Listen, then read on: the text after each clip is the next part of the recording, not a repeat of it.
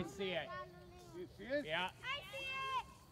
Oh, there it's coming. Gold, The Race for the World's Most Seductive Metal by Matthew Hart. Last week I reviewed his book, Diamond, which was a very brief history on the stone, how it became so valuable, and really underlines why it became valuable. This book is very, very similar, seeing as it's the same author as Diamond, but with gold being its main focus. The book opens up about one of the largest gold mines in the world, which is in Africa.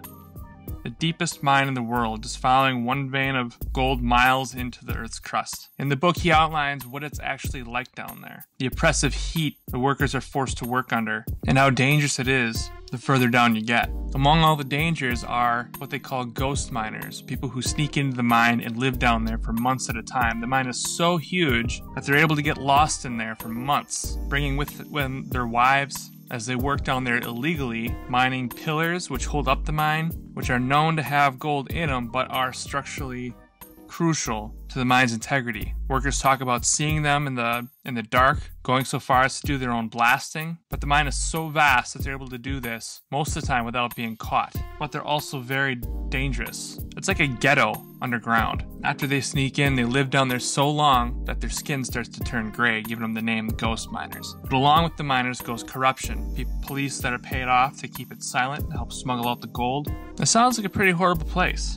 But as long as the price of gold remains high, these people will continue to dig and expand the mine. Like with Diamond, it goes into a detailed history on the metal, not so much to be exhaustive where you get bored, but it goes all the way back to the Mayans and the Cortez looking for gold, and also the history of it being used as a currency and the problems that came around from it being such a rare metal. Now, you would think that it would be a good thing to have gold backing your currency. Inflation not being as much of an issue because it's pretty hard to mine out of the ground versus the currency that we have now, which is paper money. There's really nothing backing it. I say nothing, but this book goes into detail on how that actually happened. There was a point when silver and gold did back our dollar, and that's part of the history of the metal. This book goes into detail on when that happened, how it happened, some of which sounds almost criminal when Roosevelt outlawed hoarding gold and it had to be turned into the government for their currency, which was not backed by gold, and how people tried to hang on to the gold and what that did to the European currency.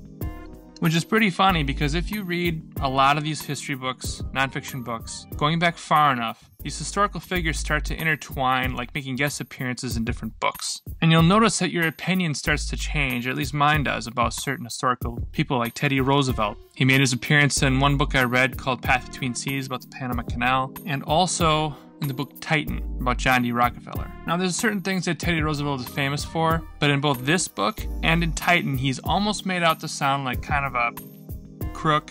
And especially in Titan, he's portrayed as being kind of anti-Standard Oil, wanting to break up a big monopoly company, which is hilarious because he actually helped them by breaking them up because the companies were more efficient once they were broken up, and Rockefeller ended up making way more money. But that's besides the point. The book does briefly outline his contribution to the way our currency is, all the way up to Nixon.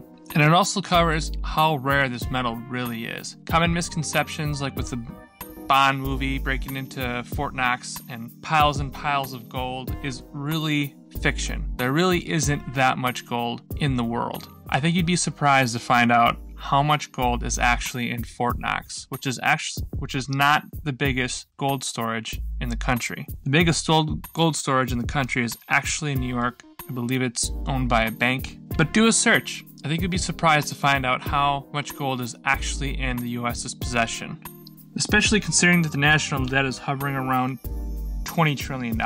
If you enjoyed Diamond, this book won't disappoint you, and vice versa. I'll post a link for them down below, as well as a link for an Audible subscription if you don't already have one. If you don't and you download these books, you can get one of them, your first book, for free. So I strongly recommend checking it out, if for no other reason than to make your daily drive to work a little bit more enjoyable. Also, don't forget to check the links below for titles mentioned in this audiobook, as well as the link to the time-lapse video of my book, Generations End. Check it out on Amazon. Feel free to drop me an email. Let me know what you think. Talk to you next time.